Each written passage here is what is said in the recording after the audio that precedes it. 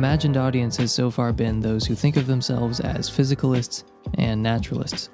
If you happen to be a substance dualist, if you believe there's an undetectable ghost in your brain that pushes atoms around in ways that violate the laws of physics, then what I have to say doesn't really apply to you.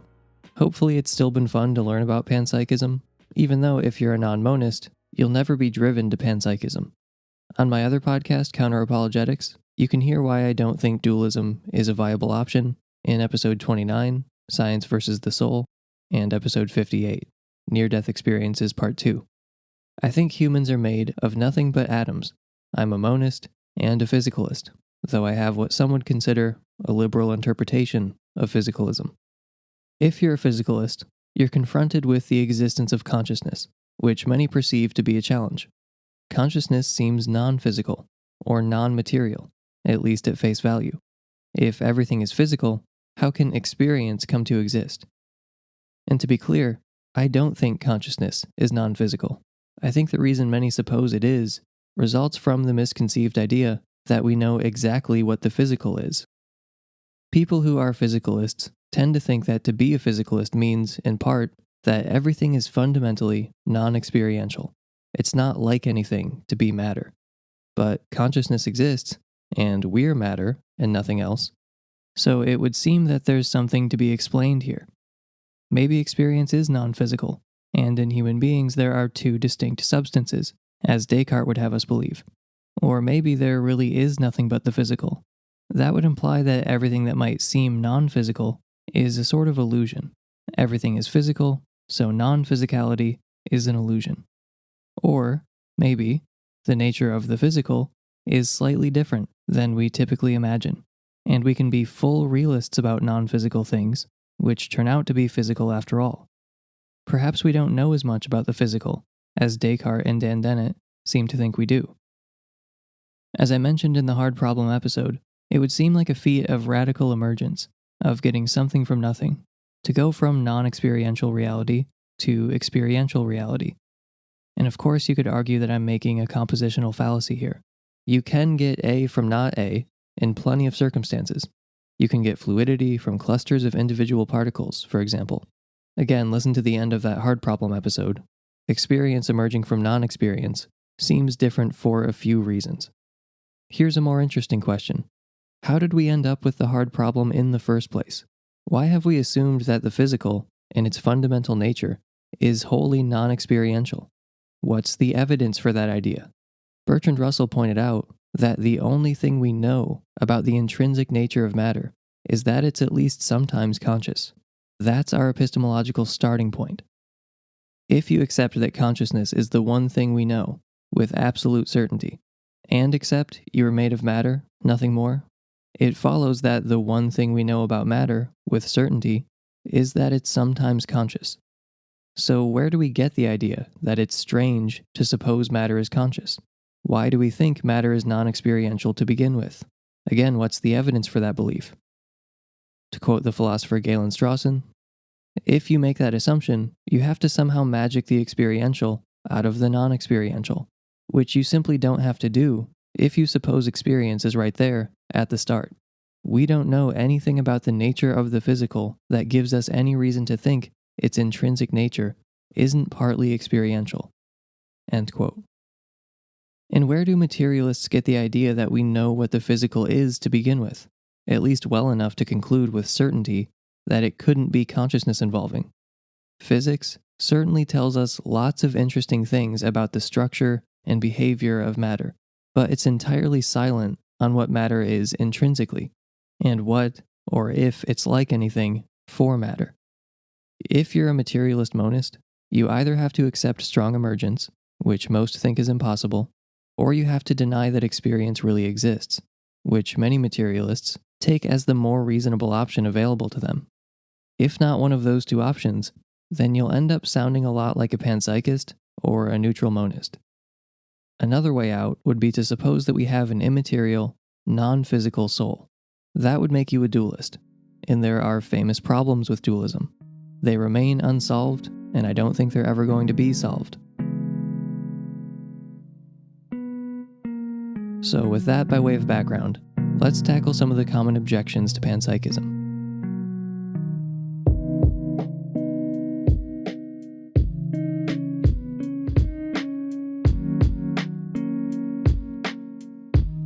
The incredulous stare. The most common objection to panpsychism is what I like to call the incredulous stare. The idea that electrons have a little bit of consciousness is not going to sound any less crazy until you know the reason why panpsychists think fundamental particles must be experience involving.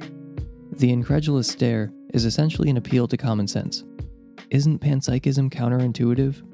Yeah, of course it's counterintuitive, but our initial intuitive reaction isn't necessarily a good guide to the intrinsic nature of matter. We ordinarily judge matter that's not arranged like a human to be non-conscious based on intuition alone. But why should we think common sense is an infallible guide to what the universe is like? The more important question is, what's the source of this intuition? Why is panpsychism counterintuitive? I'm definitely not arguing that we throw out our intuitions or that we never trust them. I think it's important to understand why our intuitions are the way they are, why something might seem counterintuitive to us, in order to judge whether or not we should care that panpsychism or any other idea sounds so strange and counterintuitive. Materialists judge things not to be conscious based on their intuition that they will be able to detect consciousness in a material object with complete accuracy simply by looking at it. I think this is ridiculous, since our abilities for judging whether or not something is conscious were crafted by evolution. As social animals, we learned to read the faces and body language of others. We gather the mental state of others by looking at their faces and bodies. They might contract some muscles in their face, scrunching it up in a particular way. The light bounces off their skin, traveling through space to my rods and cones, which sends electrical impulses to my brain, and particular patterns of neurons fire. When I hear your tone of voice, you're creating vibrations that travel through a medium, bounce into my ears, vibrate some little hairs, which send electrical signals to my brain, which it then interprets. It's a closed physical process. My evolved psychological module, my theory of mind, projects consciousness onto you. All I see are these external physical indicators. They reach me by physical means, and then I'm doing the work of projecting consciousness onto you. I don't have access to your experience directly.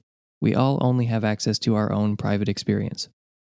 Our theory of mind evolved to navigate social situations with other humans, to avoid danger. There's no reason to think that it's infallible. There are common situations where our consciousness detecting software can be fooled. A sufficiently camouflaged person could be overlooked. We can walk right by a conscious creature without detecting any consciousness. Conversely, we can mistakenly attribute a mind where there isn't one.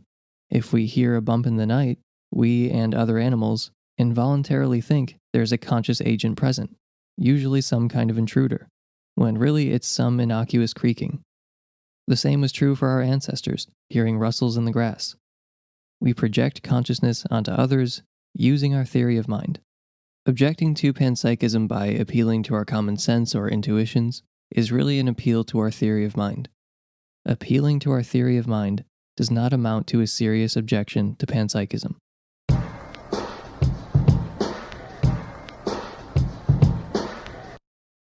Another one of the most common objections: panpsychism is utterly non-falsifiable.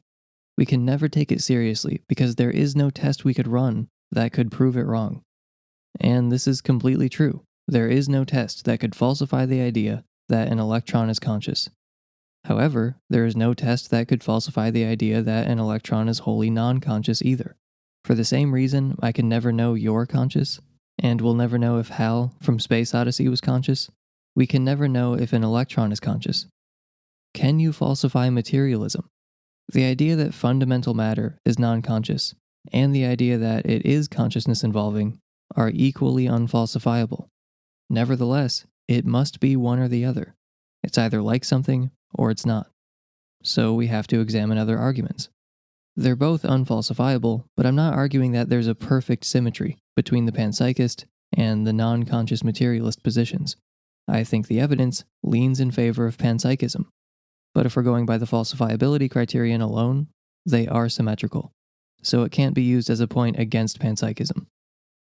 As I mentioned earlier, the one thing we know for sure about matter is that it's capable of instantiating phenomenal consciousness. That's our epistemological starting point. So until we've been given some reason to think otherwise, the burden lies on the non-conscious materialist to argue for the existence of non-conscious matter. The materialist position also creates the hard problem right out of thin air. Why create this problem for ourselves? If the one thing we know about the stuff of which we're made is that it's sometimes conscious, why do we suppose there is such a thing as non-conscious matter? How do we justify it and account for the problems it creates? Dennett and friends understand this point. They just take it in the opposite direction. They see that the hard problem is not solvable, so they say nothing is conscious. Panpsychists go the other way.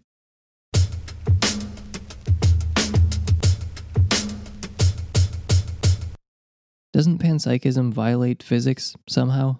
Isn't modern physics on the side of materialism? First, we can't conflate physicalism and physics. Physicalism is the position that everything is physical, and people usually imagine that to entail that fundamental stuff is entirely non-conscious. However, that's only one version of physicalism. Many physicalists and materialists mistakenly believe that physics gives us some reason to be that type of physicalist. But physics doesn't give us a single reason to suppose that electrons don't have any internal nature. If you think it does, you may have conflated consciousness with certain contents of human consciousness, like the experience of having free will and being able to do whatever you please, or the ability to feel complex emotions, or a desire to communicate. Panpsychists are simply arguing that it's like something to be matter, not that all matter enjoys all the particular contents of consciousness we do. We have large, complicated brains. You need a brain and nervous system to have the kinds of experiences we have. The major reason panpsychism doesn't conflict with physics is because panpsychism doesn't have much to say about how matter will behave. It relates only to the internal, subjective nature of matter that can't be observed from a third-person point of view. Bertrand Russell, Arthur Eddington, and many others have defended the idea that physical science doesn't tell us what matter is, only what it does. The job of physics is to provide us with mathematical models that allow us to predict, with great accuracy, how matter will behave.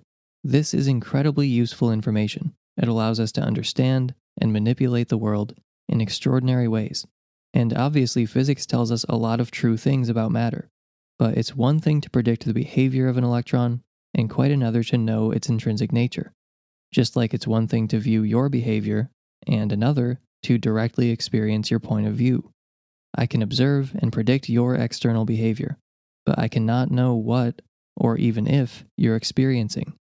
Physics simply doesn't have anything to say about whether it's like something to be matter on levels beneath us.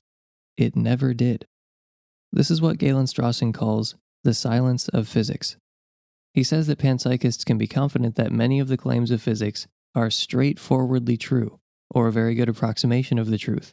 The periodic table is getting at something deeply true and valuable and exciting about reality. So is the inverse square law of gravitational attraction, F equals ma, E equals mc squared, and so on. Quote, physics may tell us a lot about the structure of physical reality, but it doesn't and can't tell us anything about the intrinsic nature of reality insofar as its intrinsic nature is more than its structure. On this matter, physics is perfectly silent. End quote. Physics tells us how matter will behave under certain conditions, what it will do, not what or if it's like anything to be matter. The claims of physics are expressed in abstract models, in mathematical equations that describe structure and behavior. As Russell put it, physics is mathematical not because we know so much about the physical world, but because we know so little. Stephen Hawking also understood this point about structure and behavior versus intrinsic nature. Physics is, quote, just a set of rules and equations. It leaves open the question of what breathes fire into the equations and makes a universe for them to describe. End quote. To quote Strawson once more, we know the experiential exists. Do we know the non-experiential exists? Do we know there is any non-conscious stuff in the world? Actually, no. As a good naturalist, I take it that experiences are neural, electrochemical goings-on. Many think it's obvious that physicalism is incompatible with panpsychism. This is a mistake. Serious discussion of the so-called mind-body problem begins only on the far side of this mistake, Getting the point about the silence of physics and our ignorance of the physical is a revolutionary experience in a standard Western philosophical career. It involves a massive intellectual jolt." End quote. Many philosophers and scientists believe that a truly rigorous physicalism, or naturalism, rules out realism about conscious experience. They deny the realism premise from last episode. Strawson pointed out that these eliminativist materialists, though they fancy themselves to be opponents of Descartes, actually agree with him in a way that panpsychists do not. They claim that consciousness can't be wholly physical, mainly because we pretty much know the nature of the physical. They share the mistaken assumption that we understand the nature of matter enough to know its intrinsic nature can't involve consciousness. This is from Joseph Priestley, the discoverer of oxygen. Quote, "I define matter to be a substance possessed of the property of extension and of powers of attraction or repulsion. And since it has never yet been asserted that the powers of sensation and thought are incompatible with these, I therefore maintain that we have no reason to suppose that there are in man two substances so distinct from each other as have been represented." End quote. As Bertrand Russell pointed out, quote, "We know nothing about the intrinsic quality of physical events except when these are mental events that we directly experience." And earlier in his life, quote, "We now realize that we know nothing of the intrinsic quality of physical phenomena except when they happen to be sensations, and that therefore there is no reason to be surprised that some are sensations." End quote. Consciousness is synonymous with physical goings-on, at least some of the time. So if you think there's a problem with physical stuff being conscious, you have gone wrong somewhere.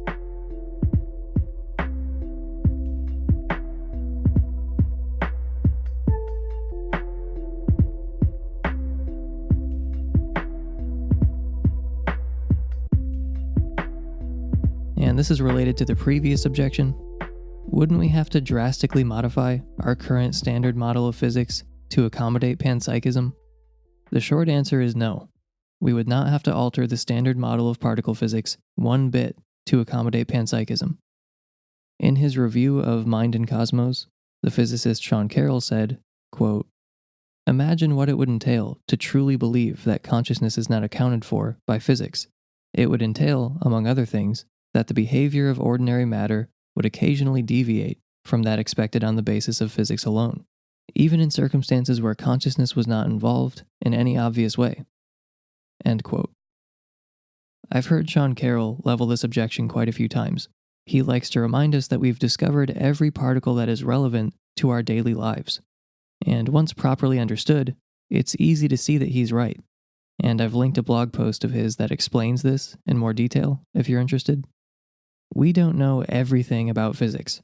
There are surely undiscovered particles, but they don't interact strongly enough with the atoms of which we're made, or we would have found them by now. The brain is made of atoms. Here's the controversial one. Even my friends get annoyed when I say this, but it's the truth, so I will lay it on you. We know how atoms work. They're not a mystery to us. And they work in such a way that when you die, there is no way for the information that was you to persist after death. There's no way for that stuff, that knowledge, that set of beliefs and feelings that made you to leave your body.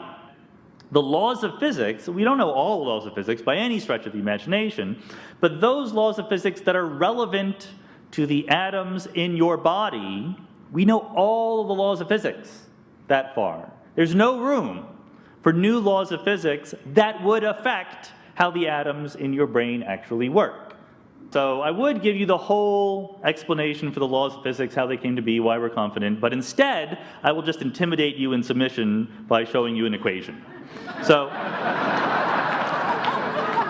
in this one equation are summarized all of the laws of physics necessary to understand the atoms in your brain at the energy, mass, and length scales relevant to your everyday lives. There's plenty of room in the laws of physics for other stuff. We don't know how black holes work. There's plenty of things we don't understand. I'm not saying that physics is done, but we know enough to say that if there are any other forces, particles, fields, phenomena, they can't affect the atoms in your brain, because either They're so weak that they would have no effect on what the atoms are doing, or we would have found them in experiments. Those are the only two options. No one ever understands me when I say this, so I'm going to say the same thing over again. Here are the caveats to this statement. I'm not saying we understand all of physics. I'm not saying that there's room for no new discoveries in the non-everyday world, but we have an underlying framework, which we call quantum field theory, as Dan mentioned. And quantum field theory is either true or false.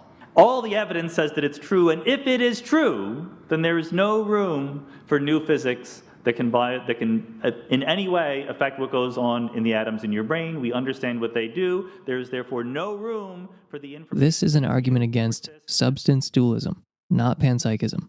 I do not want to add a new particle or change anything objective. I want to add a subjective component to matter, not something externally, behaviorally viewable by a third party. Rather, I want to add something internally and subjectively viewable. Phenomenal properties are not like charge or mass. This is related to the silence of physics. Physics is a third-person enterprise. It tells us about structure and behavior and externally observable properties. It does not and cannot tell us about internal, subjective properties. Carroll's objection is not an objection to panpsychism, as he and others seem to think it is. This is based on a misunderstanding of what panpsychists are proposing. We do not think there are more constituents to matter that are yet undiscovered. We think the matter we know about has additional properties that have not yet been fully appreciated, properties of a different kind than the ones physical science is able to work with. We're not proposing a new particle, some new substance that interacts with atoms. We're not talking about anything that can be objectively observed by a third party. We're talking about the one thing that can't be measured in that way. And we happen to know for certain that it exists, and that it has this property of only being observable by the subject of experience. And the only reason I think that what I'm saying isn't complete pseudoscience is because I know that subjective properties exist. It's the only thing I know with certainty. We're not talking about anything that can be objectively observed by a third party. We're talking about the one thing, or at least one of the only things, that can't be measured in that way. We're talking about the very thing Galileo put in brackets to spark modern science, the qualitative and subjective. The subjective is also what the early behaviorists put in brackets. They became methodological eliminativists, emphasis on methodological. The silence of physics is caused by the fact that science is an objective enterprise. It views matter from the outside and tells us how it will behave under certain conditions. It does not tell us what it is like to be matter. Physics tells us about structure, and panpsychists don't want to add structure. That's what dualists want to do. If this seems implausible, consider the minds of other people. You only have access to your own subjectivity, and there is no scientific test that could confirm that you're conscious to others. Do you have a consciousness meter? Will science ever produce a consciousness meter that leaves no room for doubt? It won't, because it can't. It would only be able to study the external, objective correlates of consciousness. But you can't observe consciousness. It's subjective, not objectively or externally or behaviorally observable. Even if you think science could build such a device, how would we know it works? Our hypothetical consciousness detector can only study the neural correlates of consciousness.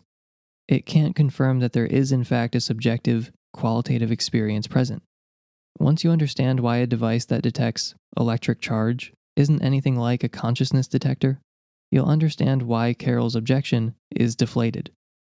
His argument that we can't introduce a new particle underlying everyday life is as potent of an objection to substance dualism as ever. But we're not substance dualists.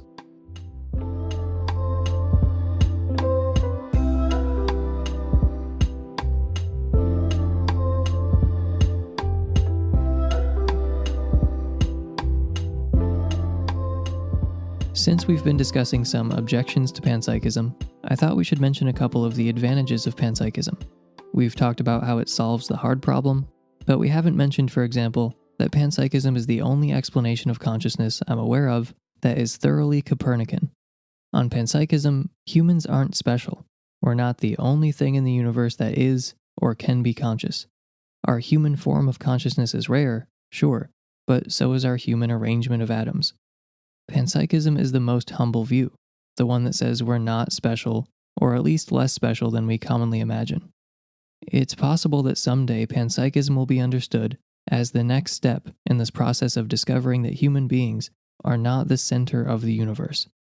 Earth isn't the center of the solar system, humans aren't separate from the rest of the animal kingdom, and maybe someday, our universe isn't the only universe, and humans aren't the only collections of matter that instantiate phenomenal consciousness. Panpsychism can also answer why consciousness evolved, a big issue for materialists. What's the function of consciousness? Does it have one? Why would it be selected for, or a byproduct of adaptations? If panpsychism is accurate, there is no mystery as to why our brains instantiate phenomenal properties, whereas on materialism, it's unclear why consciousness ever would have evolved. The next point is one we've hit on before, but I like the way Strawson puts it here. Quote, I know many will still think that it's somehow ontologically or theoretically cheaper to postulate non-experiential stuff rather than experiential stuff as the basic stuff of reality. But this is a mistake. It's not cheaper. It's more expensive, both because we know there is experiential reality and don't know there is any non-experiential reality, and because we now have to posit some sort of radical emergence as a way of getting experiential reality to develop out of the non-experiential.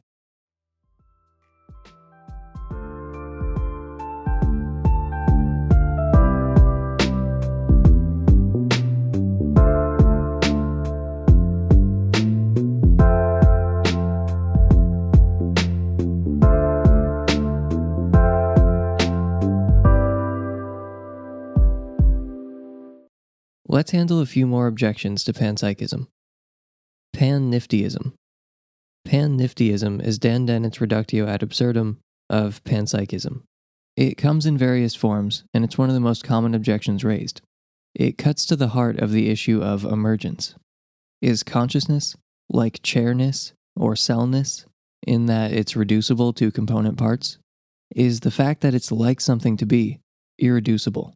Or is it something that can be broken down into component parts, like chairs and cells? According to panpsychism, bacteria are conscious, proteins are conscious, carbon atoms are consciousness, even photons are a little bit conscious. Here's another view, pan-nifty-ism. Everything is nifty. Electrons are nifty, photons are nifty, molecules are nifty. Pan-nifty-ism. How does panpsychism differ from pan-nifty-ism? There's no difference. So, niftiness and phenomenal properties of consciousness are simply not analogous. I would accept a weak emergentist account of niftiness, just like cells or tables and chairs. I wouldn't say niftiness is a new ingredient being added any more than chairness or cellness. Dennett's objection is that it seems absurd to explain the existence of niftiness by saying everything is nifty. And of course it is, but I think there are important differences between niftiness and consciousness. There's nothing irreducible about niftiness. If you define nifty as something cool or useful, perhaps in a surprising way, just like that, we've reduced niftiness to a collection of parts that are not by themselves nifty. Consciousness, on the other hand, seems to have some irreducibly qualitative aspect, arranging matter for which it's not like anything to be, and developing into matter for which it's suddenly like something, seems like an example of strong emergence. I don't think strong emergence is possible. Very few people do. I don't think there are further constituents to matter that are undiscovered, at least relevant to this issue, so the only option I seem to be left with is that there are further properties of the matter that we already know about.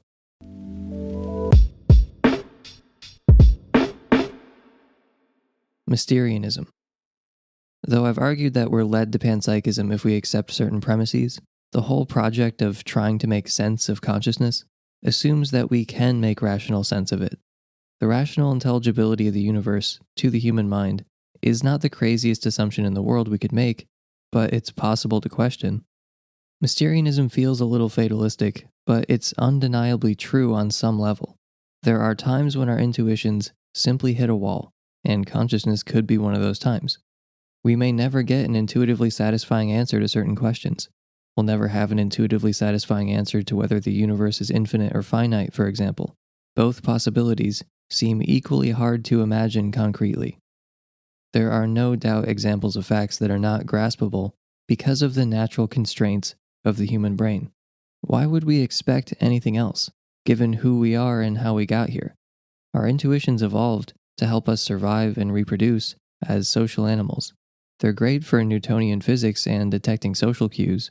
They're mostly trustworthy within their domains, but our minds did not emerge so we could be able to understand fundamental questions about the universe.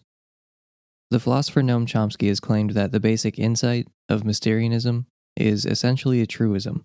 If you believe human beings are a part of the natural world, it would be crazy to think we could understand everything there is to know. Why would mental properties be any different from physical properties if you're a naturalist and a physicalist? Wings have limitations, eyes have limitations, but our minds don't. Non-human animals don't have the knowledge we do, and they don't even know they're missing out on something. Who is arrogant enough to say humans are somehow exempt from this? The problem, however, with playing the Mysterianism card is that there is no circumstance in which you're not allowed to play that card. For any obstacle we hit, any setback, any confusion, Mysterianism can be invoked to explain the confusion. The basic insight of Mysterianism is undoubtedly true, but we must be wary of using it as an argument, since it can halt any investigation, even if the searching would have borne fruit if we hadn't given up.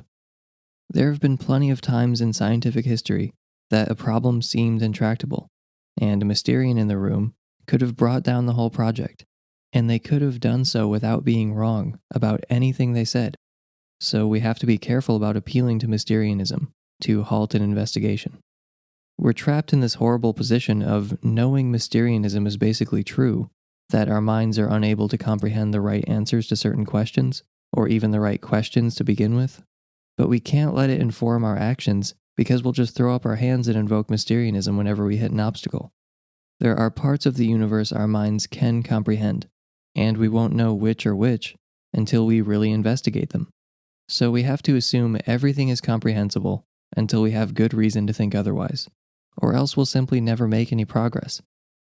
Our minds may not have evolved to understand everything in the universe, but they did evolve to give us accurate information about the parts of the universe relevant to us.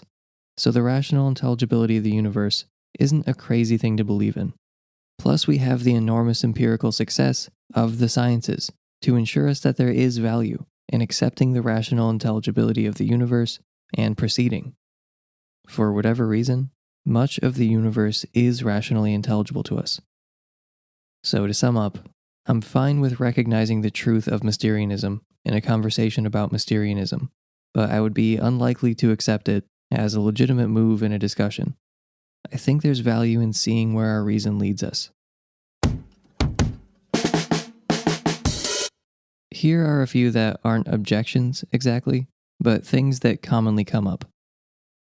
Doesn't panpsychism sound like new agey, spiritualist, pseudoscientific, quantum woo, Deepak Chopra stuff? I think this reaction is due largely to the word panpsychism. Pan means all and psyche means soul. It's an exotic sounding name, but we could call it with equal accuracy pan-experientialism. It's just the idea that matter is experience involving. But I think I agree with Annika Harris that the name is a liability. It sounds pseudoscientific, and it can attract the wrong kind of person, like Rupert Sheldrake. He's not someone I would ever want to be associated with, but he's taken it upon himself to publicly defend panpsychism, which is too bad for panpsychism. If Sheldrake wants to help panpsychism gain acceptance, the best thing he can do for panpsychism is never talk about it again, or publicly oppose it. But panpsychism is only regarded as woo by its opponents who don't understand it very well. It's a perfectly respectable position to hold in philosophy of mind.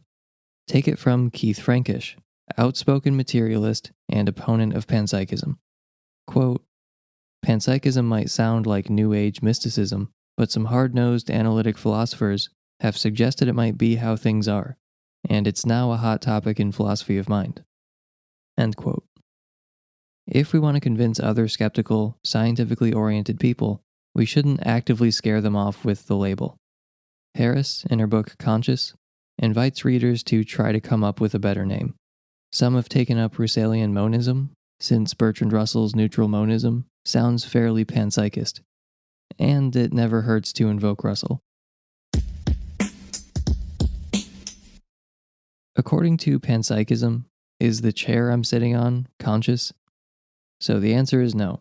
The chair you're sitting on is not a subjective experience according to Panpsychism. Panpsychists argue that all the particles that make it up may have to be.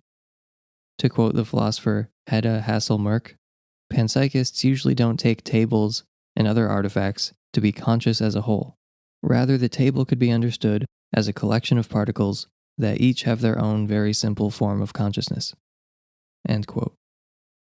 It also bears repeating that consciousness, the fact that it's like something to be, should not be conflated with intelligence, self-consciousness, language, memory, or any of the things that are far too often conflated with consciousness. Why can't we stay on the paradigm we've been working on? Won't science eventually solve consciousness? Panpsychism doesn't require that we throw out the paradigm we've been working on. It's not an anti-science view. To be honest, it's hard for me to imagine how our scientific projects would change if panpsychism becomes widely accepted. I suppose there will be a lot more interest in Giulio Tononi's integrated information theory, IIT, but other than that, I'm not sure. The bottom line is that science is unable to answer every question we have about consciousness. There can be a science of consciousness. It just won't answer every question we have about consciousness. That's what Chalmers was trying to bring attention to with his easy problem, hard problem distinction. That can't be done and will never be done simply because science has to produce publicly checkable results, is as it were essentially a third-person enterprise. I could never know for certain that an electron has experiential being. Science cannot evolve a vocabulary which includes experiential predicates. What I mean is it cannot have terms for experiential features because they are essentially private and they're not possibly publicly observable. I can never know what kind of colour you're observing right now. In fact, strictly speaking, I can't even know that you have a mind at all. It's simply not a possible object of knowledge for the natural sciences. This doesn't necessarily mean that we change how we do science. It just means it's not the whole story. Physical science is simply not designed to deal with the subjective qualities of consciousness. Neuroscience can tell us about the neural correlates of consciousness. It can tell us which brain states correlate with particular states of consciousness. But some questions are distinctly philosophical questions, and that doesn't mean they're meaningless or not worth thinking about. Our answer to the mind-body problem will not only change how we think about consciousness, it'll influence many other fields in unpredictable ways that will only reveal themselves as new paradigms gain acceptance. The widespread adoption of panpsychism could influence our views of causation or the possibility of natural teleology, to name two examples that have been postulated. Hedda Hasselmerk has argued that mysteries surrounding causation, originally raised by Hume, can be resolved through accepting panpsychism.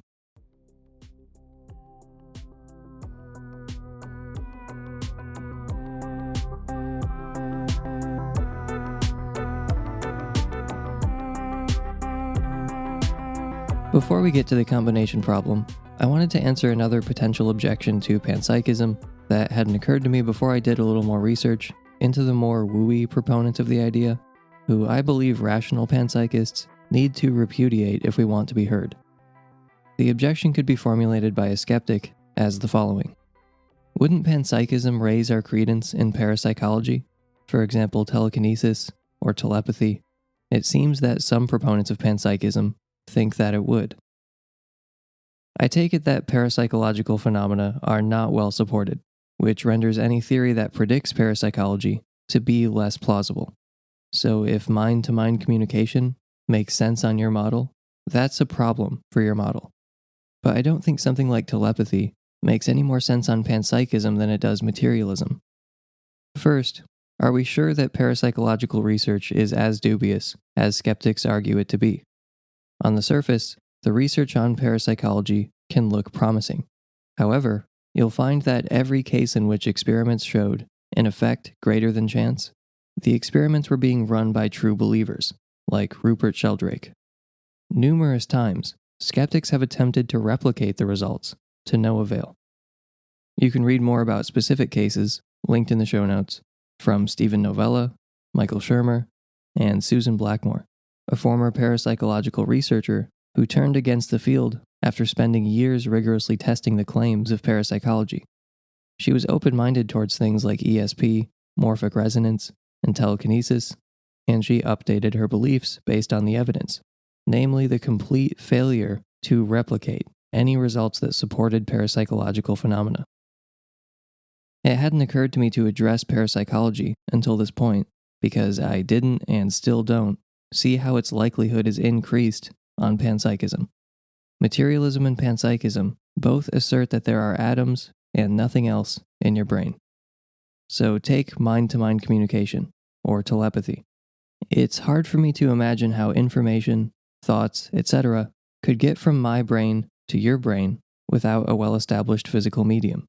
There are, of course, well-established physical ways of getting information or thoughts from my brain to yours, and we're able to follow the physical pathways by which I get a thought from my mind to your mind. We have a physically causally closed story about how we communicate between one another, having to do with vibrations through the air, light rays, and so forth. Telepathy essentially involves the bypassing of all well-established physical media and transferring thoughts from one mind to another by some other medium, not currently well recognized. The reason panpsychism doesn't add any credence to parapsychology in this case is because it doesn't add any additional path between minds. Telepathy or telekinesis requires some other pathway between minds and other physical objects, in addition to the ones that are conventionally recognized by materialists and physicalists, and panpsychism contributes no such additional pathway. In short, this is because panpsychism is a branch of physicalism.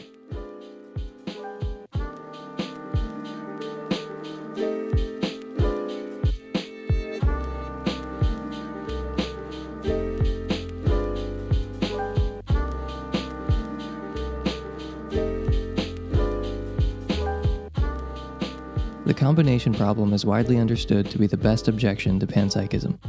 I'm reading from Keith Frankish, materialist and opponent of panpsychism. Quote, "There are problems for panpsychism, of course, perhaps the most important being the combination problem. Panpsychists hold that consciousness emerges from the combination of billions of subatomic consciousnesses, just as the brain emerges from the organization of billions of subatomic particles. But how do these tiny consciousnesses combine? We understand how particles combine to make atoms, molecules, and larger structures. But what parallel story can we tell on the phenomenal side?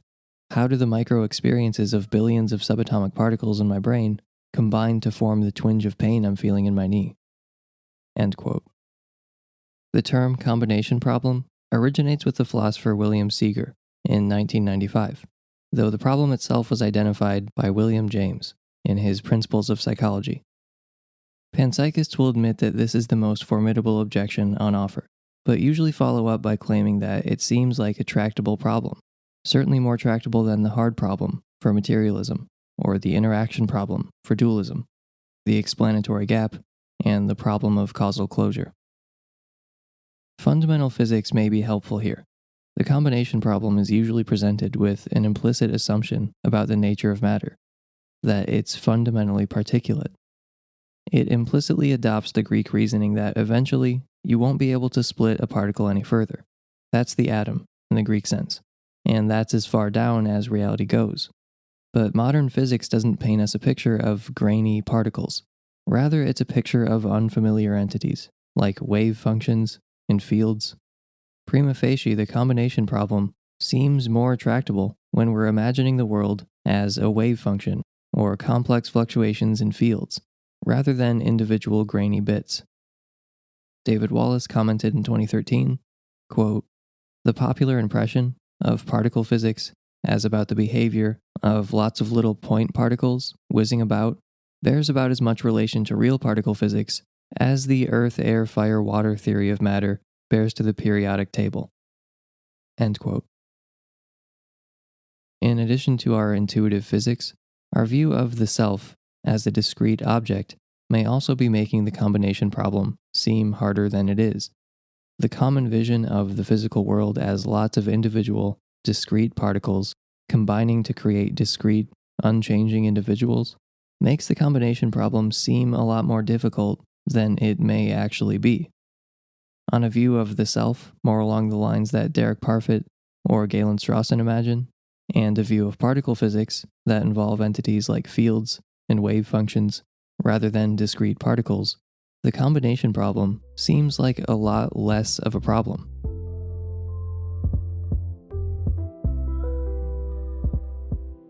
According to Panpsychism, bacteria are conscious, proteins are conscious, carbon atoms are consciousness, even photons are a little bit conscious. Okay, that's Panpsychism. Okay. And then what happens? And in fact, David as much as admitted. He said, well, we still have the combination problem. In other words, he hasn't begun. The people who, like Panpsychism, have simply not begun their theory of consciousness, because they haven't begun addressing the "and then what happens" question. Not a bit. So they don't even have half of a theory of consciousness, because you have to address the hard question before you have a theory of consciousness at all. So let's look again. I think the combination problem is more of a question for the physical sciences than metaphysics. I think neuroscience is the only sensible way we make progress answering "and then what happens." Panpsychists just want to say that the intrinsic nature of matter is experience involving. That is simply a separate line of inquiry, a different branch of consciousness studies than the one neuroscientists are working on. Since the Mind and Cosmos episode, and in nearly every episode since, I've tried to make it clear that the physical sciences are categorically unable to answer the questions I'm asking about private, subjective, internal qualities. Galileo put the qualitative in brackets to spark modern science. It was never intended to touch the issue of qualitative experience. A corollary of that claim is that a physical science like neuroscience wouldn't be much affected by the acceptance of panpsychism. It's still an interesting subject to me, nonetheless, because it makes a vast and profound difference, to me at least, what kind of universe I'm living in. But it's crucial to realize that in Galileo's worldview, there's this radical division. So, and to be fair to Galileo, he was completely clear about this. According to the philosopher Philip Goff, Galileo would be utterly confused if he heard we were trying to use physical science to explain qualitative experience. So a crucial moment in the scientific revolution is when Galileo declares that mathematics is to be the language of the new science. So the new science is to have a purely quantitative vocabulary. So this is a much discussed moment. But what is less reflected on is the philosophical work Galileo had to do to get to that point. So before Galileo, people thought the physical world was full of qualities. There's the colours on the surfaces of objects, tastes in food, smells floating through the air. And the trouble was, you can't capture these kind of qualities in the purely quantitative vocabulary of mathematics. So this was a challenge for Galileo's aspiration to completely describe the physical world in mathematics. Galileo's solution to this was to propose a radically new philosophical theory of reality. And according to this theory, the qualities aren't really out there in the physical world, rather they're in the soul, which Galileo took to be outside of the domain of science. So the redness isn't really on the surface of the tomato, it's rather in the soul of the person perceiving the tomato, or the spiciness of the paprika isn't really in the paprika, it's rather in the soul of the person eating it. So Galileo, as it were, stripped the physical world of its qualities, and after he'd done that, all that remained were the purely quantitative features of matter: size, shape, location, motion, things that can be captured in a purely mathematical vocabulary, in mathematical geometry. So this is the start of mathematical physics. You can't deal with consciousness if you're not going to deal with qualities, because conscious experience is essentially defined by the qualities that characterize every second of waking life, the colours and smells and sounds and tastes. So effectively, by excluding qualities from the domain of science, Galileo excluded consciousness from the domain of science. So, and to be fair to Galileo, he was completely clear about this.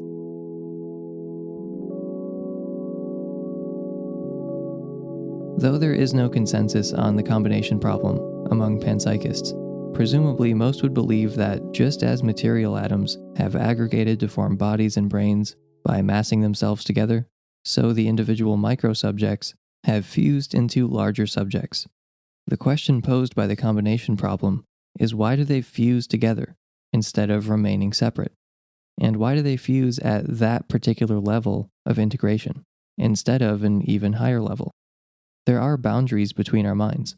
To quote John Searle, "There has to be a point where my consciousness ends and yours begins." End quote. But if experiences of small subjects, like electrons, can't fuse together to yield experiences of macroscopic subjects, such as humans, then panpsychism has a serious problem on its hands. There are many different strains of panpsychism, just as there are many different strains of materialism and dualism. And depending on what kind of panpsychist you are, the combination problem differs in its nature and potential solutions. The philosopher Hedda Hasselmerk has defended something called the fusion view. According to the fusion view, when micro-level subjects come together to form a human mind, they don't compose it as bricks compose a house. They cease to exist as individuals and fuse into a larger whole, which did not exist prior to its emergence. Just as we could combine several individual flames into one fire, or many drops of water, with their own borders, could fuse into one drop, with one border. The individual drops cease to exist, in a sense, and a larger, weakly emergent drop comes into existence with its own new border. There may be some empirical support for the fusion view in the integrated information theory of consciousness, which we'll come back to in a moment. I'm quoting the Stanford Encyclopedia of Philosophy. The general consensus among panpsychists is that there is currently no wholly adequate solution to the combination problem. However, this is not obviously a reason to think the panpsychist research project is not worth pursuing. It was only many decades after Darwin and Wallace formulated the principle of natural selection that modern genetics developed. It takes time to move from a broad theoretical framework to a complete theory with all the details filled in. It's only recently that panpsychism is once again being taken seriously by contemporary philosophers and neuroscientists. End quote. One of those neuroscientists is Giulio Tononi, who has developed a model known as IIT, or Integrated Information Theory. IIT is a neuroscientific theory of consciousness which, according to Merck, quote, has proved to have significant explanatory and predictive power. End quote. On IIT, consciousness is correlated with integrated information, referred to as phi. IIT holds that any non-zero value for phi means that a system is conscious. A higher value for phi corresponds to a higher degree of consciousness, and degrees in the sense that I outlined in the brief "What Do You Mean by Consciousness" episode. And I'm quoting from the SEP, Tononi has argued that the human cerebellum has a low value for phi despite there being 4 to 5 times the number of neurons in the cerebellum versus in the human cortex. On IIT, what matters is the presence of appropriate connections, and not the number of neurons. As we already surmised from panpsychism, it's the arrangement of matter that's relevant, not just the sheer amount. Just as every element on the periodic table is a different arrangement of the same 3 ingredients, and the different arrangements are responsible for all the differences between the elements, the different arrangements of material constituents correlate with different contents of consciousness and different levels of phi. The sheer volume isn't as important as the configuration. On IIT, integrated information correlates with consciousness. So what do we mean by integrated and information? The information in integrated information theory has a specific technical definition. It bears little relation to the everyday usage of the word information. In the context of IIT, information is all about causes. It's the causal information a system has about itself. Information is the extent to which a system causally constrains its own immediate past and future state. To measure information, we ask how much we can know about the immediate past and future states of a system by looking at its present state. Can we reverse engineer the past state without having to get information from the environment? Can we predict the next state of the system while only looking at information within the system, not having to look to the environment for some piece of the causal puzzle? The information has to be internal, information that the system already has about itself. Merck gave an example contrasting the retina and the brain. The present state of the retina is caused by the environment, so the retina doesn't have a lot of information in the IIT sense. The retina can tell you what its environment was like. It can tell you what the visual system will look like in a moment, but it doesn't tell you very much about what the retina looked like previously or will look like in the future. The brain does indirectly interact with the environment, but it's relevantly different from the retina, in that you can predict what the brain will do next based on what it's doing now, in a way that is not true of the retina. To quote Merck, "The current state of a typical human brain can tell us a lot about what the brain looked like a moment ago, and what it will look like in the next moment. There are a limited number of previous brain states that could possibly have caused its current state, and a limited number of future brain states that it could possibly cause. The brain is of course influenced by external conditions too, such as the sensory environment and bodily processes, but any such external conditions still leave a lot to be determined by the brain itself." End quote. Information also depends on the number of possible states of a system. Some systems, like diodes, can only be in one of two possible states. The brain, on the other hand, consists of billions of neurons and seemingly endless possible states. There are innumerable possible combinations of neurons firing and not firing. This increases a system's information in the IIT sense, and therefore a system's phi. But information is not enough for consciousness on IIT. The integration in IIT refers to the interconnectivity of a system. Integration is a measure of the extent to which the information of a system is interconnected. So according to IIT, consciousness requires a system whose parts have causal power upon one another. Neural or computational systems need to be composed of parts consisting of integrated feedback loops. There's one more important piece in addition to integration and information, which would be maximality. Consciousness doesn't correlate with phi, it correlates with maximal phi. A conscious system must be a maximum of integrated information, meaning the system must have more integrated information than any of the parts that make it up. It also can't have lower phi than any bigger system, of which it itself is a part. This being the reason consciousness doesn't appear to emerge at the level of societies or groups of people.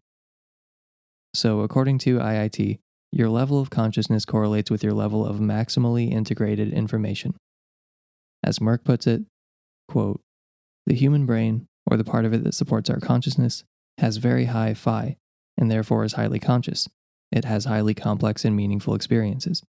Systems with a low phi, the theory goes, have a small amount of consciousness. They only have very simple and rudimentary experiences. Systems with zero phi are not conscious at all." End quote. According to the neuroscientist Christoph Koch, even fundamental particles, such as protons and neutrons, have a small amount of phi.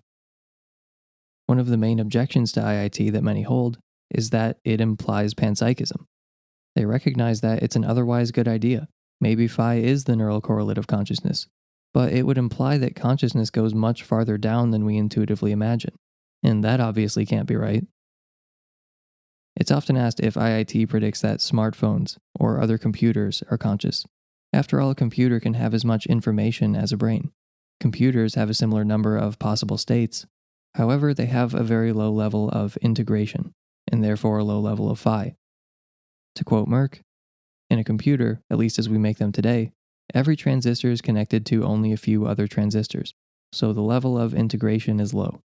For this and some further structural reasons, such as their modularity and feed-forward connectivity, computers have very low integrated information, or phi."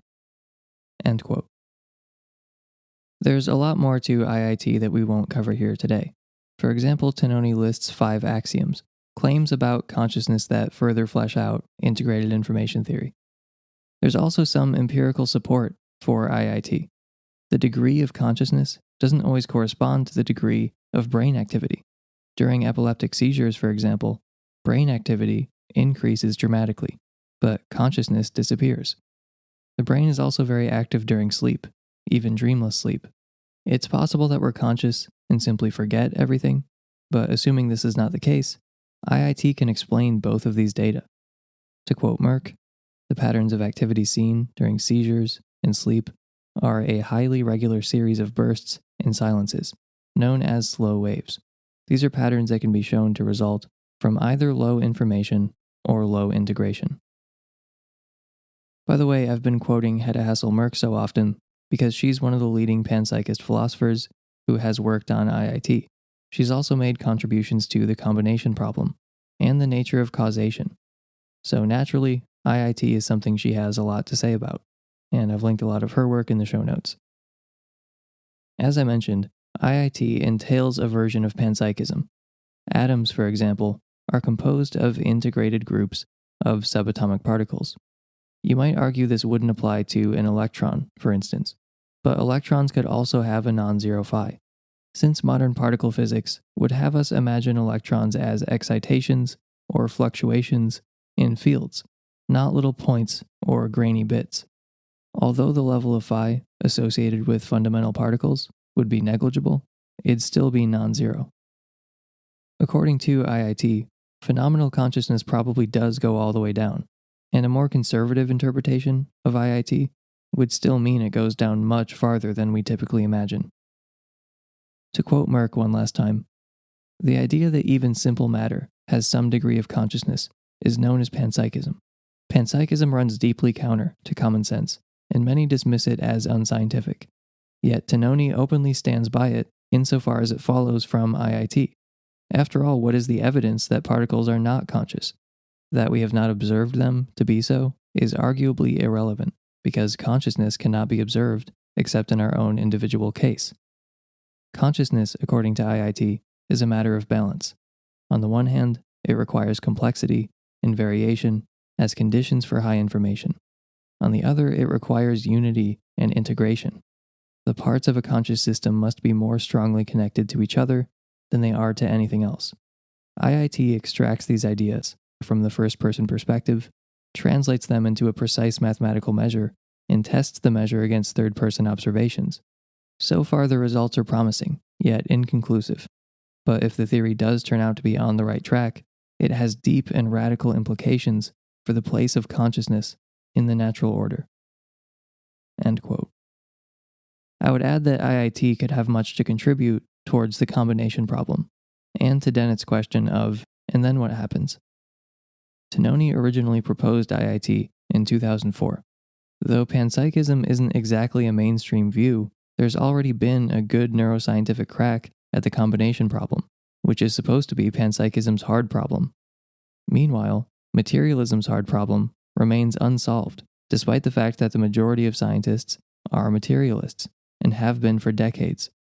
While this is driving the more astute materialist philosophers to deny consciousness, I think another position worth considering would be a modified version of physicalism, one that doesn't create the hard problem in the first place and force us to deny the undeniable. Thank you for listening.